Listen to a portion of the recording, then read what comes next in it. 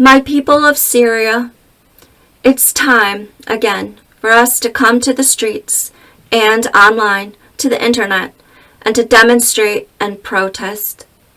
The American Department of Defense just got a new check in the bank from Congress. The defense budget papers said to destroy 2 pharmaceutical factories in Syria. They are the final lifeline for the Al-Assad regime in Damascus. When Assad loses those 2 factories, he won't be able to pay to keep the lights on in Damascus. Last week, the American Chief of Staff landed in Syria, and this week, the American Secretary of Defense landed in Iraq. The Americans are welcome to come and destroy the evil Assad, who they have avoided confrontation with for 12 years.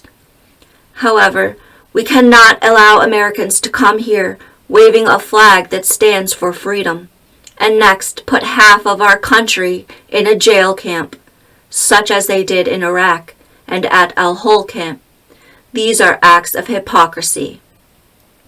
Why did the Americans feel that the Islamic State car bombs were more fearful than Assad's Air Force?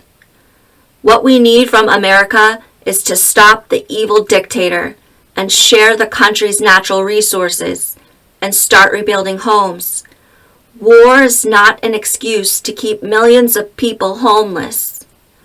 Why do the Americans gloat about the demise of the caliphate? Don't you think that's a genocidal thought? Why did the Americans sit in the command and control centers for the Syrian revolution? And why did they use Islamic armies as spearheads for their own campaign in Syria and then turn around and kill us?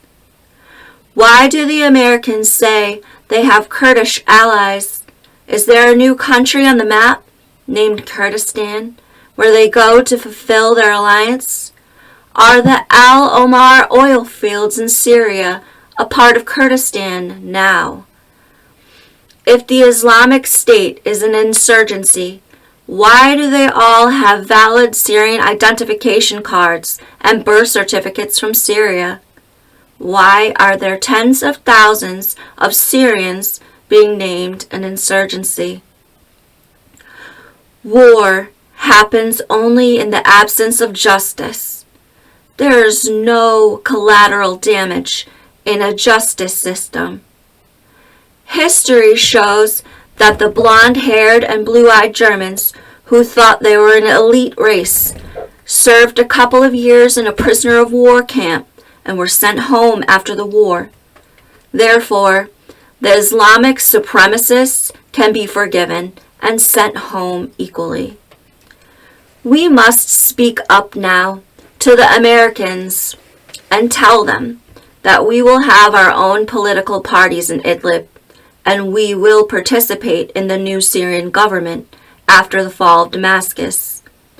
We will not let you take Jolani or kill any other leaders of the armies of the revolutions, as it is their right to share in the inheritance of the country.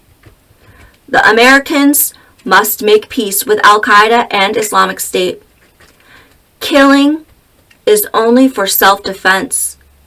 We condemn the Americans' asymmetrical warfare, which uses drones to execute gangsters using an air force, and in the absence of a justice system. The mafia is not a domestic terrorist.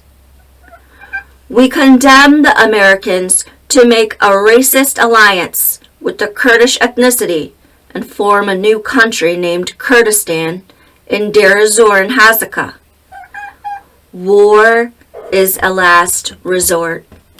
You must share Syria's natural resources with all the countrymen, as it is their right.